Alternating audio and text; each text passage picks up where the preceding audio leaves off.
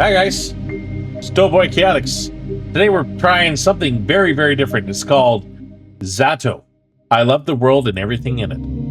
It's something unique, weird, different that I got a good recommendation from Blob on, and I want to check it out. I'm not going to check out too much of it. I'm just going to check out like the first 15-20 minutes of it and see what I think and go from there. Real quick before I do that, I might just bring down the audio a tad, just to make it a little more reasonable. That works. Let's start it off and see what Z.A.T.O, I love the world and everything in it, has to offer.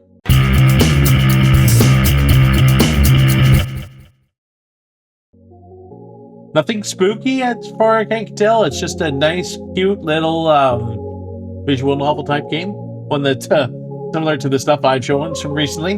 But it looks cute and endearing, and I want to try it out. So I'm going to try it out with all of you. Just the first few minutes of it.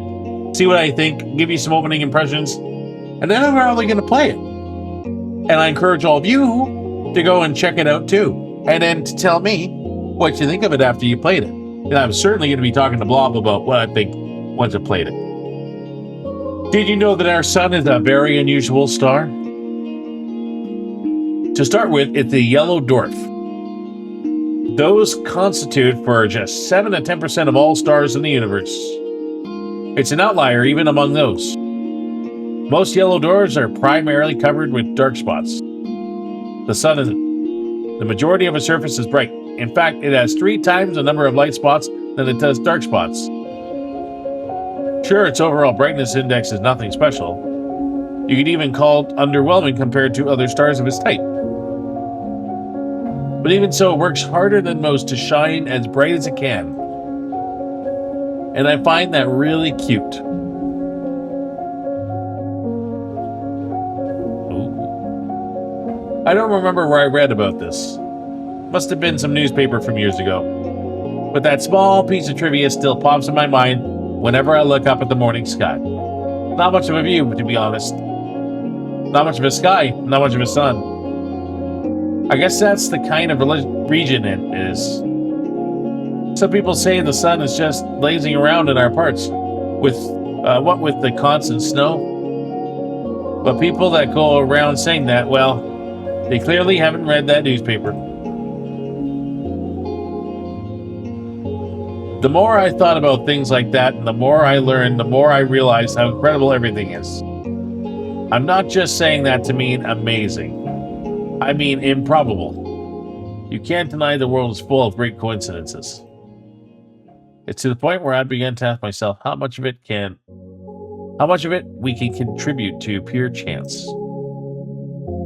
The universe was so kind as to give us both a star and a planet with the perfect conditions for sentient life. Just the slightest fluctuation in the composition of our atmosphere, the size of the globe, or the distance between Earth and the Sun, and none of the beauty surrounding us would exist. Some would call it a miracle. And of course, that's a lovely way to put it. But isn't that giving the world we're living in too little credit?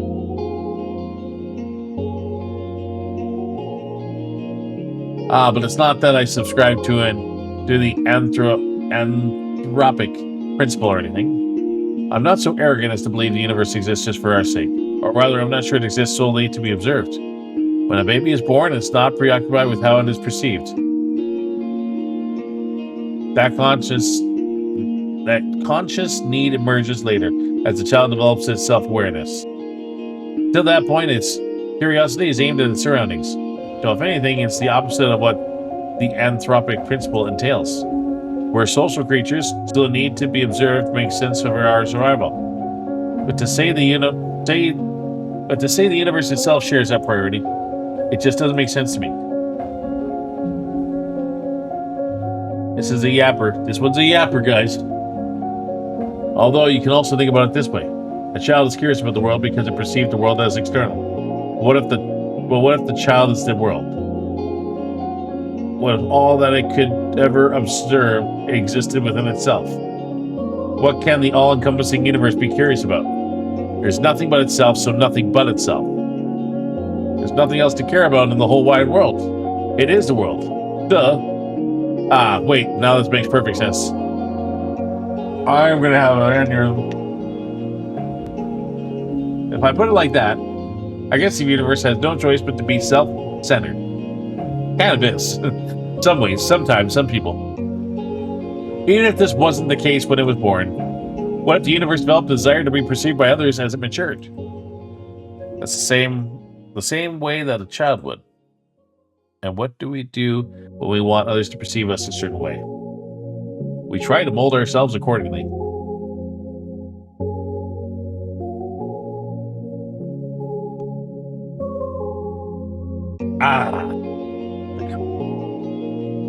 I think I get it now.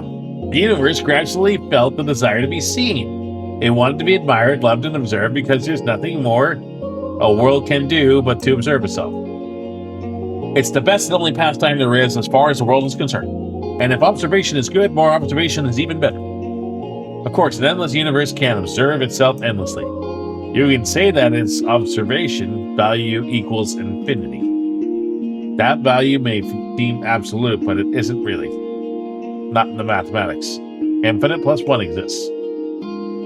It's a value that the universe could never reach as a singular, albeit infinite observer.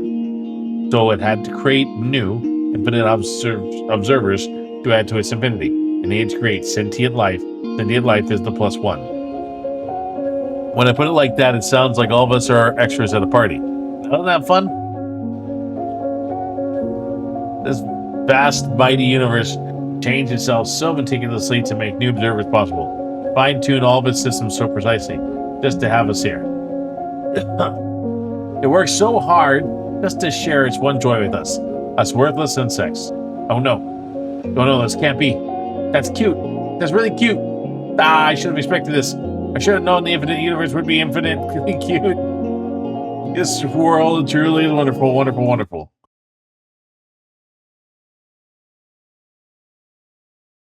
Ira Grichevskaya is missing. Huh? Azia. Oh, okay, they must be in Russia. I look up from my desk. A low hum runs through the class. Grichevskaya. What? Seriously? She's just sipping. Nah, she ran off with that one guy. You saw? No, but come on, you know her. She's totally... Silence! I love the clap. It's one of those claps that is like, my name's Grichevskaya. Yeah, that's totally what that sounded like. The Jacksepticeye opening. The teacher taps her journal on the desk. Ira's parents filed the report yesterday night. They haven't seen her since she left for school. Another round of whispers. The teacher raises her voice. So if any of you have any information that might help in finding Ira, please report to the teacher's office or the police after class. That is all. On to the lesson. The chair creaks in the back. Wait. You really expect us to study like normal after hearing that? Yeah. Yeah, we're shocked, you know? We're worried sick. Seriously, our classmate's missing. Oh, he's a jackass. Our friend, our Arochka. Her room fills with repulsive giggles. Cut it out. Garvin, sit back down. Teacher's voice sounds just as dry as it did when she broke the news. She turned toward the blackboard to write down the date. We all know the situation will probably resolve itself just fine. So let's not act dramatic. If you have anything valuable to say, I'll be happy to hear it in the office. Puts the chalk down and begins the lesson. It's December 19th. A bird flies past the window.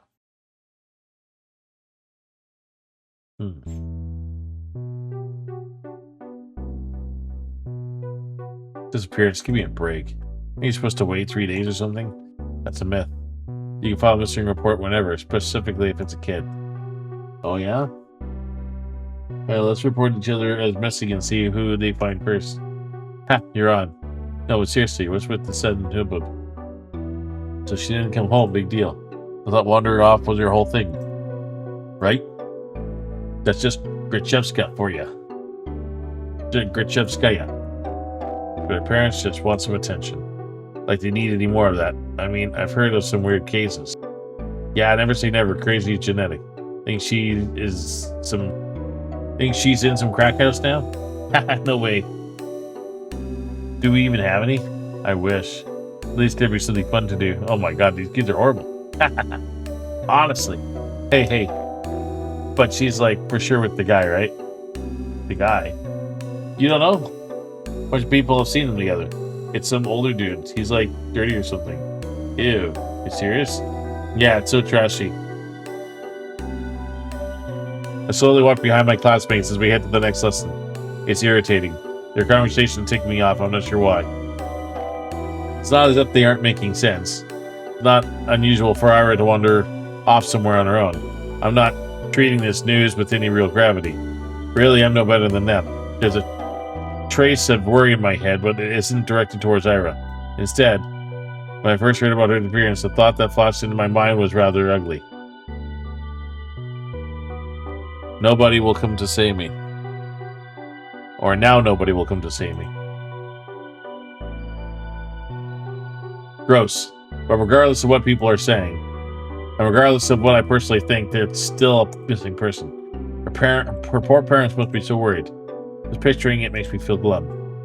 I'm not surprised Ira would just run off somewhere without telling anybody, but still. Not like we've ever been friends. It'd be strange. It'd be stranger if I acted all torn up about it, right? Just that kind of person. Always getting herself in trouble, always hanging out in places she's not supposed to be at. They're right. This wouldn't be the first time Ira left for God who knows where.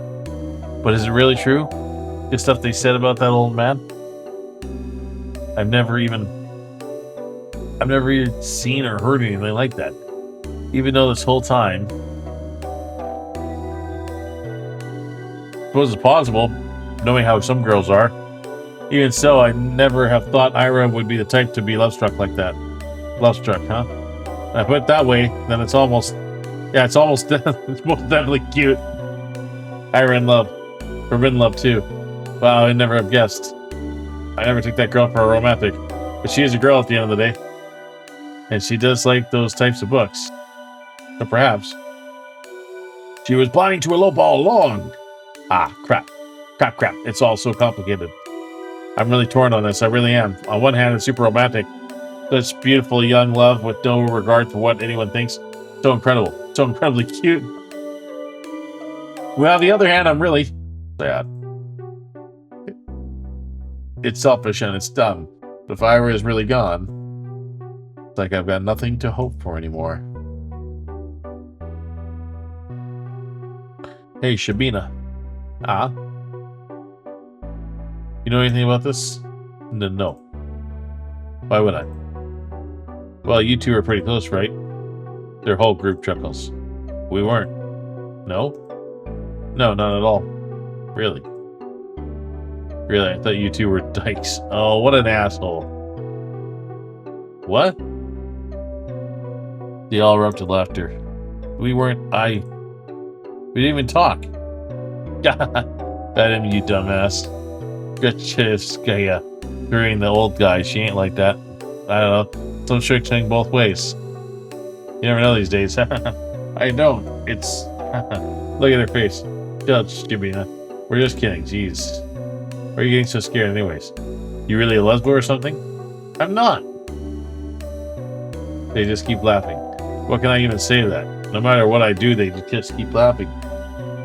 If Ira came in through the door right now and heard what they were saying, all hell would break loose. I mean, she only disappeared a day ago. She's probably just coming late today. She doesn't even know there's a missing report. Maybe she has already left her lover's place. Maybe she's trudging through our snowy schoolyard as we speak. No, she's already inside. She already left her wet, puffy jacket in the cloakroom. Now she's going down the corridor, up the stairs to the left. That's right, she's coming. She's gonna storm in any minute now. Right, that's it. I hear her. I can hear her footsteps. She's coming. Here is coming. And what's with that face? You look like you're holding in a shit. She's totally a lesbo. I'm not. I'm not. I never talked to her. I told you. The steps walk past the classroom. Now that they're closer, they don't sound like her at all. They never sound like her in the first place. Well, maybe not with her, but like in general. Yeah, you don't have a boyfriend, right, Shabina?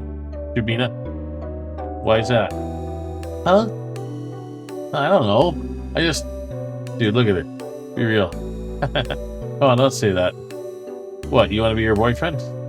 Hey, Shibuya, want to go out with Igor? Boy. What? Come on, he's a great guy. Right, Igor? You treat her right. Piss off, man. I'm not doing this. What an asshole this kid is, being a total jackass. I'd love to swing and light him up. Light him up. Slide down the classroom hallway because my fist knocked some of your teeth out. Okay, maybe not. Maybe I should be beating up kids. I'll take it down a notch. But he's being an asshole to this poor girl, and that's not cool. I bite my tongue. There I go again. Bad habit. It's not like it works anyway. So why do I keep doing it?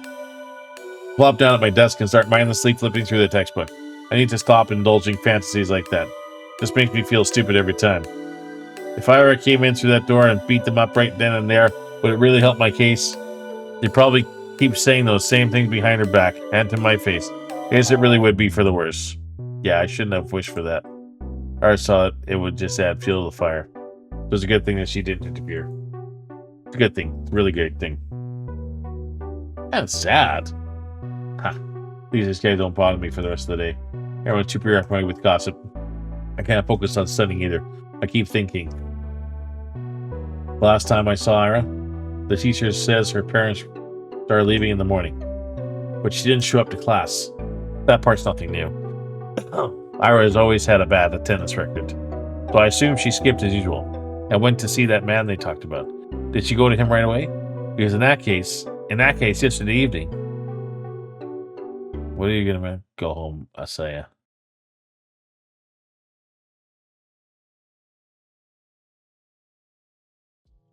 The teacher's office, was it? Yeah, scared of going straight to the police, but I should probably report that. Not sure if it would be of any help. Or for some reason, the idea of telling anyone what I saw, about it just doesn't sit right with me. But there's no logical reason for that. I need to get over myself.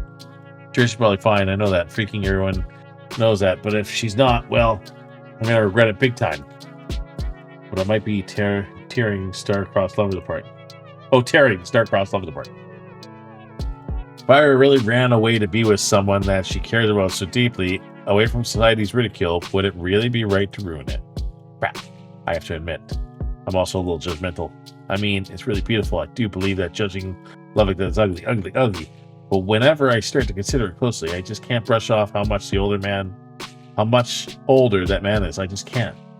I'm really no better than the rest. Wait, that's it. So that's why I don't want to tell anyone about what I saw. Must be the good in me screaming, don't ruin their good fortune. They're probably so happy together right now. None of your business. Well, she could have been taken against her will too. Like, you have no idea. Report it if you saw something. Jeez. Gosh, yes, that must be it. That explains everything. Should I follow my heart then? Should I keep silent? Do I get to choose? It's not as if what I had seen will make a difference. It was kind of inconsequential. There's no point in telling anyone about it at all. Not the kind of information that points to any particular location or culprit. Not that there is one. Let's keep silent and everyone will be happy. I'll be happy. The good, irrational me will be happy, and the cold, reasonable me will be happy as well. Yep. Good job, I say. You solved it. Sure is nice to have a clean conscience. Well, no loaf around here any longer. Or no need to loaf around here any longer. Guess I better head home.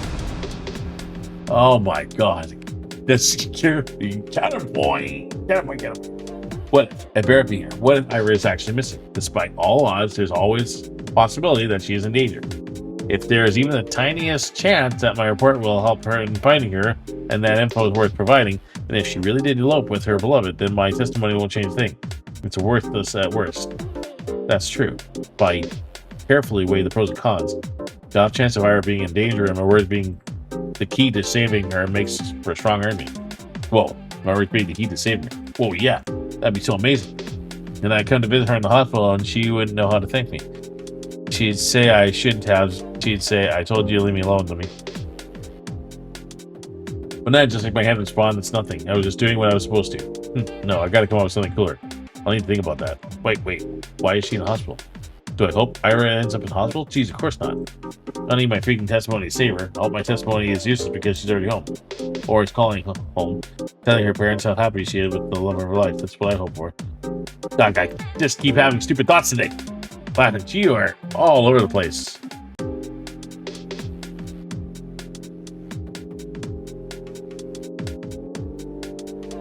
Did I hit save by accident? I might. At least I know what I should do now. I made my decision. I'm going to the teacher's office. Where was it again?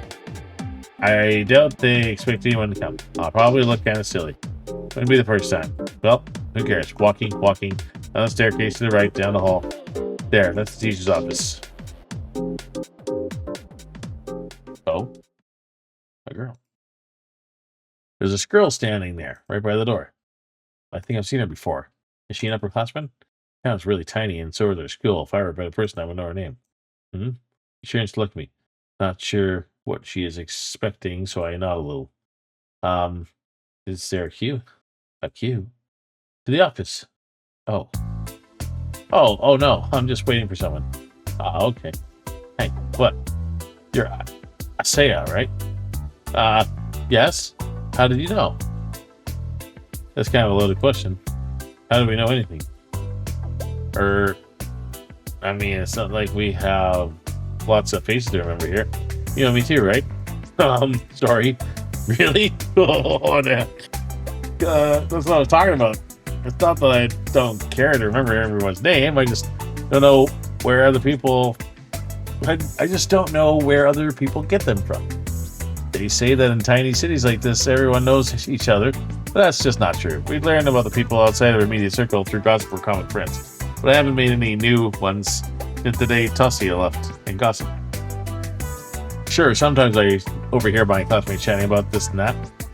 But I don't like listening to them. I don't like their voices, so I try not to pay them too much attention. Wait, when I put it like that, it kind of sounds like my fault. My point is when people regurgitate the idea of everyone knows everyone, the word everyone doesn't include me. That's my name, Marina. Oh, nice to meet you. Nice to meet you too. You got something to share about Joseph? How did you know? What do you mean, how? We had an announcement, same as you. Goes to report to the teachers and all.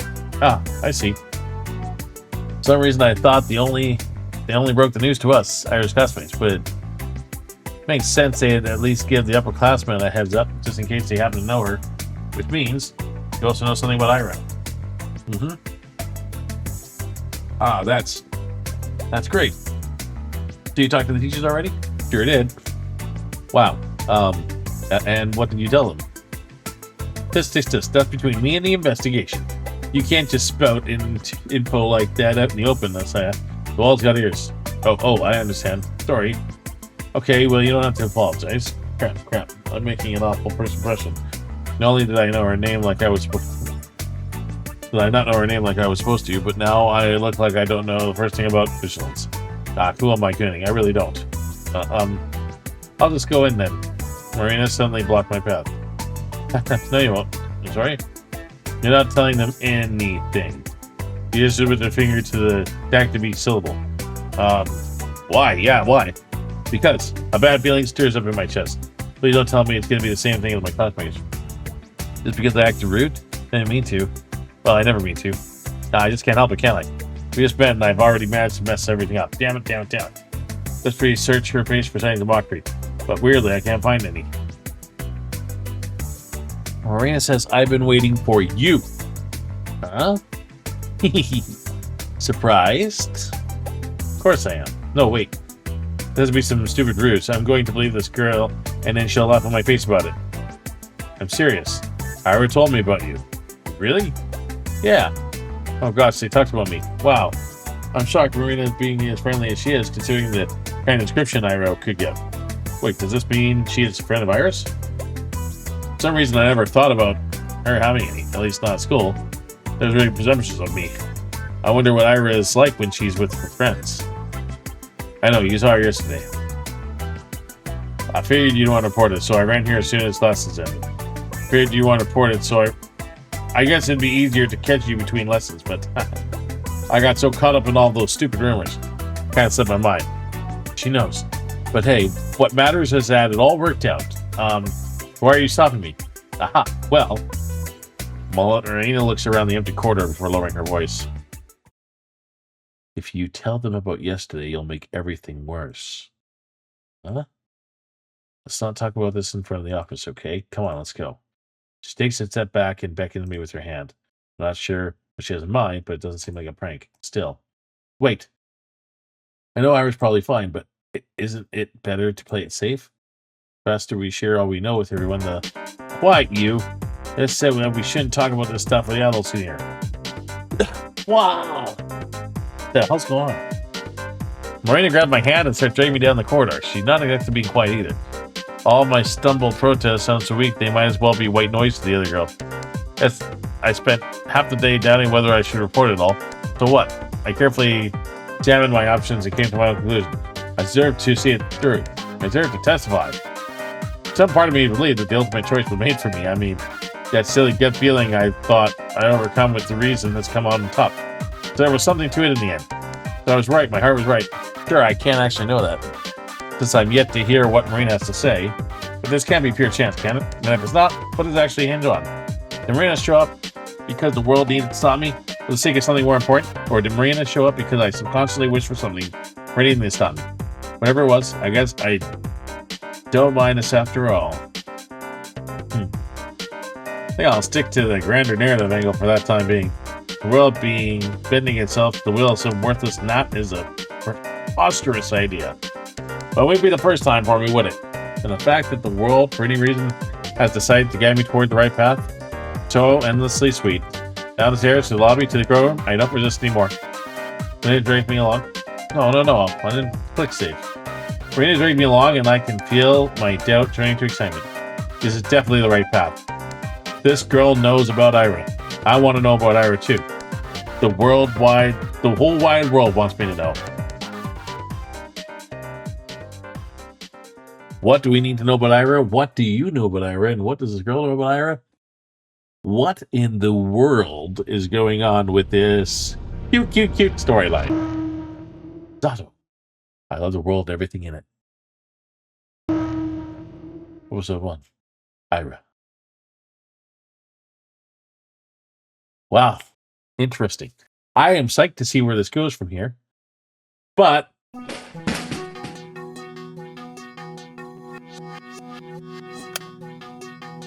I'm going to save it there. And I'm going to leave it there for now, unfortunately, guys, because, well, as I'm sure you can all guess, I only want to show the beginnings of this. I plan to play the rest of this myself and get a real good feel for it. But so far, it's very intriguing, very interesting. It is cute. It's very unique. It's got an interesting mystery developing so far. But it's got some very characteristic, like, people who, have some, obviously, those characteristics of people who struggle with, being able to articulate themselves well. I have those issues. And it's very interesting and cool to see a story built around that. So I'm psyched to see what happens next. I hope you all go check out this game for yourselves. Z.A.T.O, Z-A.T.O. And it's on Steam. Go check it out. Go give it a shot. And, yeah. What more can I say? I'm Doughboy Chaotix.